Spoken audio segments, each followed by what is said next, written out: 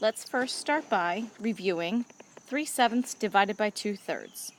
So you're going to take the first fraction, rewrite it, and then you're going to change division to multiplication, and you're going to invert or find the reciprocal of the second fraction.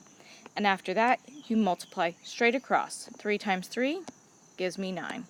7 times 2 is 14. 9/14 cannot be reduced. That's my final answer. Why don't you go ahead and give it a try? Pause the video and then check in with your answer.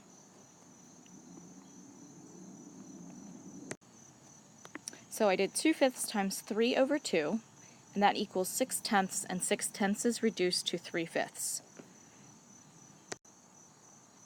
So what happens when we have a mixed number divided by a fraction?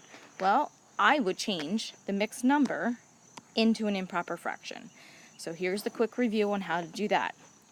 The denominator times the whole number, so 5 times 5 gives me 25, plus the numerator would give me 27, and you keep the same denominator. So you get 27/5. Remember, you're going to multiply by 5/3. 27 times 5 gives me 135, and 5 times 3 gives me 15. When I reduce that fraction, it gives me 9. Go ahead and try this problem and then check in with the answer. So I changed 2 2/3 into 8/3, multiplied by 6 over 1, I get 48 over 3, which equals 16. So division of decimals can be a bit tricky. I have 1.2 divided by 0.04. So hopefully you remember that you need to change the decimal that you're dividing by into a whole number. So to do that, I need to move the decimal point 2 spots to the left. Sorry, 2 spots to the right. And then with 1.2, I need to do the same thing. So I'm going to move it 2 spots. Oh, wait, there's not enough spots. That means you need to add a 0, and your decimal point is now there. Okay?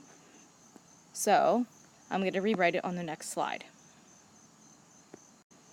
So after the decimals are moved, it looks like this. So I have 4 into 12, goes 3 times.